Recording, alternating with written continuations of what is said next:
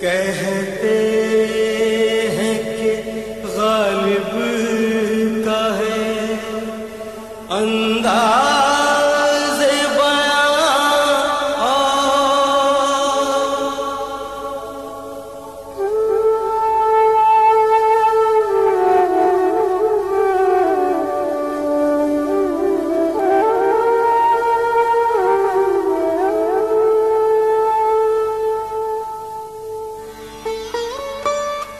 بلی ماراں کے محلے کی وہ پیچیدہ دلیلوں کی سی گلیاں، سامنے ٹال کے نکڑ پہ بٹیروں کے قصیدے، گڑ گڑاتی ہوئی پان کی پیکوں میں وہ داد وہ واہ واہ، چند دروازوں پہ لٹکے ہوئے بوسیدہ سے کچھ ٹاٹ کے پردے، ایک بکری کے ممیانے کی آواز، اور دھندلائی ہوئی شام کے بے نور اندھیرے، ایسے دیواروں سے منہ جوڑ کے چلتے ہیں یہاں چوڑی والان کے کٹرے کی بڑی بی جیسے، اپنی بجھتی ہوئی آنکھوں سے دروازے ٹٹولے۔ اسی بے نور اندھیری سی گلی قاسم سے ایک ترتیب چراغوں کی شروع ہوتی ہے، ایک قرآن سخن کا صفحہ کھلتا ہے، اسد اللہ خان غالب کا پتہ ملتا ہے۔ دبیر الملک نجم الدولہ مرزا اسد اللہ بیگ خان المعروف مرزا غالب، آسمان سخن کا بدر بازغہ۔ غالب کا شمار اردو ادب کے عظیم آفاقی شاعر اور رجحان ساز نثر نگار میں ہوتا ہے۔ غالب کسی ایک عہد کے نہیں بلکہ ہر عہد اور ہر زمانے کے شاعر ہیں۔ مرزا غالب 27 دسمبر 1797 کو آگرہ میں پیدا ہوئے۔ غالب کی طرز ادا میں جدت اور بانک پن ہے۔ جدید تشبیہات اور تراکیب نے ان کے شعر کو ایک دائمی تازگی بخش دی ہے۔ غالب کی شاعری کے مختلف گوشوں اور پہلوؤں کا تجزیہ کرتے ہوئے جناب احمد جاوید کا کہنا ہے، لیکن غالب کی شاعری کا تجزیہ انہی گوشوں اور انہی پہلوؤں سے بلکہ انہی معیارات سے ہوگا جیسے کہ کسی بھی بڑے شاعر کا تخیل ضروری ہے، جس کے غالب ہمارے یہاں بادشاہ ہیں۔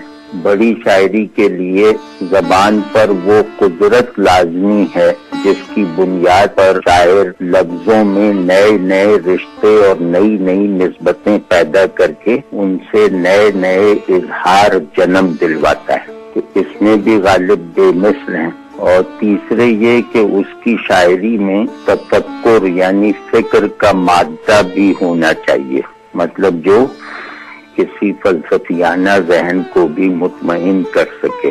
غالب کے یہاں یہ چیز بھی بہت وافر ہے۔ تو غرض یہ کہ تخیل سے لے کر حسن اظہار تک، حسن اظہار سے لے کر بلندی فکر تک، یہ تمام گوشے جو ہیں وہ غالب کے ہاں اپنی انتہا کو پہنچ کر موجود ہیں۔ اور ایک جو امتیاز ہے غالب کا اردو کی شعری روایت میں، وہ یہ ہے کہ غالب نے ادبی زبان کا آغاز کیا ہے۔ یعنی ایک عام زبان ہوتی ہے، روزمرہ زبان ہوتی ہے، غالب سے پہلے تک کی شاعری زبان کے روزمرہ لہن میں ہوتی تھی، یعنی بولی جانے والی زبان اور شعر میں استعمال ہونے والی زبان میں کوئی بڑا فرق نہ تھا۔ غالب پہلے آدمی ہیں جنہوں نے آ کر شاعری اور ادب کی زبان کو معمول کی بولی جانے والی زبان سے مختلف کر کے دکھا دیا، اور اس کی وجہ سے اردو زبان میں کئی نئے لسانیاتی رویے اور ڈھانچے پیدا ہوئے۔ مطلب غالب کا یہ اردو زبان پر ایک بہت بڑا احسان ہے کہ اس نے اس کی لسانیاتی وسعت اور قوت میں اضافہ کر دکھایا۔ اور پھر اس کے بعد غالب کے بعد آنے والی تمام شاعری میں، خواہ وہ اقبال کی ہو، خواہ فیض کی ہو یا کسی بھی اہم شاعر کی ہو، ان سب نے غالب کی شعری لسانیات کے دائرے سے باہر قدم نہیں نکالا۔ یعنی اس پہلو سے غالب کی اہمیت اردو شاعری میں مطلب بہت مرکزی اور بعض پہلوؤں سے بانی جیسی ہے۔ یہ ہیں ان کے وہ بنیادی اجزاء، یا یہ ہیں وہ پہلو جن سے غالب کو دیکھا جانا چاہیے۔ پھر ایک اور گو کہ یہ بڑی شاعری یا اچھی شاعری کے لوازم میں سے نہیں ہے، لیکن غالب نے اس پہلو کو استعمال کر کے اپنی شعری عظمت میں اضافہ کیا۔ یعنی غالب جن بنیادوں پر عظیم شاعر ہیں ان میں سے ایک یہ بھی ہے کہ غالب اردو کے پہلے جدید شاعر ہیں۔ انہوں نے تخیل کی پوری روایت، تفکر کی پوری روایت، اظہار کی پوری روایت اور احساسات کی پوری روایت کو بدل کر رکھ دیا، اور جس کو آج ہم آسانی سے دریافت کر سکتے ہیں کہ شاعری میں جدت اور جدیدیت کا جو عنصر پایا جاتا ہے آج ہمارے یہاں، اس کا آغاز غالب نے کیا ہے۔ اور غالب نے مطلب روایت کو ہر پہلو سے توڑا ہے۔ مطلب اس نے روایت کے بنیادی تصورات جو شعر میں معنی پیدا کرتے تھے ان کو بدلا۔ اس نے روایت کے زبان والے اسالیب یعنی اظہار کے اسالیب کو بالکل توڑ کے نیا بنایا۔ اس نے لفظ اور شعور کے ساتھ تعلق کی نئی جہتیں پیدا کی، پرانی تمام قسموں کا ایک طرح سے انکار کر کے۔ تو ان معنوں میں غالب ہماری روایت کے پہلے ماڈرن شاعر ہیں جن کی وجہ سے اچھے شعر کی تعریف بدل گئی، بڑی شاعری کی ڈیفینیشن بدل گئی۔ یہ ہیں کچھ جو ضروری باتیں پیش نظر رہنی چاہیے غالب کو پڑھتے وقت۔ غالب کی شاعری میں مضامین کے تنوع سے کسی کو انکار نہیں ہو سکتا، اور ہر غزل میں یہی محسوس ہوتا ہے کہ یہ مضامین غیب ہی سے آئے ہیں۔ غالب نے فکر و فلسفہ، حسن و عشق، جمالیات اور تصوف کے مسائل کو جدید تشبیہات اور تراکیب میں ڈھال کر اس انداز میں پیش کر دیا ہے کہ ایک باذوق اور باشعور شخص حیرت میں مبتلا ہوئے بغیر نہیں رہ سکتا۔ مطلب یہ کہ اردو غزل ہو یا اردو نظم ہو، ان میں جو بھی جینون طاقتیں کار فرما ہیں ان میں نئے پن کے جتنے عناصر بھی پائے جاتے ہیں وہ سب کے سب غالب کے یہاں آسانی سے دستیاب ہیں۔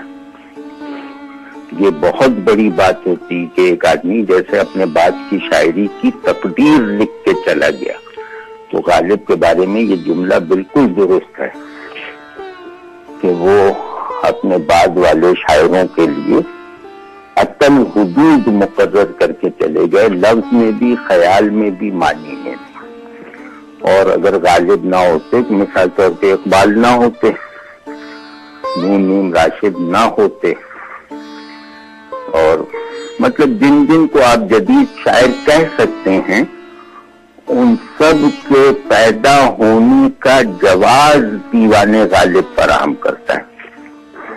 اور بلکہ یہ کہ بعض لوگوں نے اس نظر سے غالب کا مطالعہ بھی کیا ہے کہ آج کی شاعری کے جو مقبول مضامین ہیں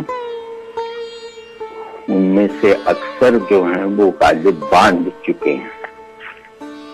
تو جیسے وہ خود اپنے بارے میں بھی کہتے ہیں نا، ان کو خود بھی اپنے اس مزاج یا اپنے یا یوں کہنے یہ ان کا منصوبہ تھا، تو اس کا انہیں ظاہر خوب اندازہ تھا کہ وہ کہ ہوں گرمیے نشاط تصور سے نغمہ سنج، میں اندلیب گلشن نا آفریدہ ہوں، تو جو باغ ابھی پیدا نہیں ہوا میں اس کا بلبل ہوں۔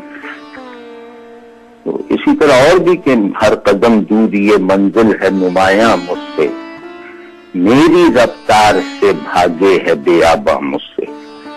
اب یہ اتنا ایک پیچیدہ منظر ہے جو مطلب سمجھ میں نہیں آتا کہ غالب کے تخیل میں کیسے آیا ہوگا۔ یہ ایک فزکس کے بارے میں انتہائی غیر معمولی بصیرت رکھنے والے ذہن ہی میں پیدا ہو سکتا ہے۔ تو اس طرح بہت ساری مثالیں ہیں غالب یہاں۔ شاعری میں اپنی پچھلی روایت کے مقابلے میں اپنی انفرادیت اسٹیبلش کرنا یہ بڑے شاعر کے کارناموں میں سے ہوتا ہے، چاہے اس کی نظریاتی اہمیت کچھ بھی نہ ہو یا مضر ہو یا غلط ہو۔ تو تمام پچھلے بڑے شاعر اب پرانے لگتے ہیں، لیکن غالب پرانا نہیں لگتا۔ وہ غالب کا پرانا نہ لگنا جو ہے نا، وہ کم از کم ایک بات تو ثابت کر دیتا ہے نا کہ غالب جدید بہت تھے، مطلب ان کا کوئی مضمون، ان کا کوئی اظہار وہ ہمیں یہ نہیں لگتا کہ یہ ماضی کا حصہ ہے۔ تو جس چیز نے غالب کو ماضی کا حصہ بننے سے بچایا ہے وہی ان کی جدیدیت ہے، اور وہ لگتا ہے کہ وہ اپنے بعد آنے والے شعور اور مزاج اور دنیا کو اپنے تخیل کی نظر سے گویا دیکھ رہے تھے، اور وہاں کے ذہن کو اپنا آڈینس بنا کر 100 برس پہلے خطاب کر رہے تھے۔ غالب اور غالب کی شاعری شعر و ادب کے افق پر مثال خورشید و ماہ و انجم دمکتی رہے گی۔ ان کی شاعری عروس فطرت کے حسن شاداب کی طرح جاویداں رہے گی۔ غالب کی شاعری ہر عہد میں شگفتہ و شادماں کرے گی اور شگفتہ و شادماں رہے گی۔ مرزا غالب کی شہرت دوام اور مقبولیت عام کا اصل سبب ان کا دیوان اور مکاتیب ہیں۔ 15 فروری 1869 کو شاعری کے افق پر چمکنے والا یہ روشن ستارہ معدوم ہو گیا۔ وحشت و شیفتہ اب مرثیہ لکھیں شاید، مر گیا غالب آشفتہ نوا کہتے ہیں۔ غم ہستی کا اسد کیسے ہو جز مرگ علاج، شمع ہر رنگ جلتے ہیں سحر ہوں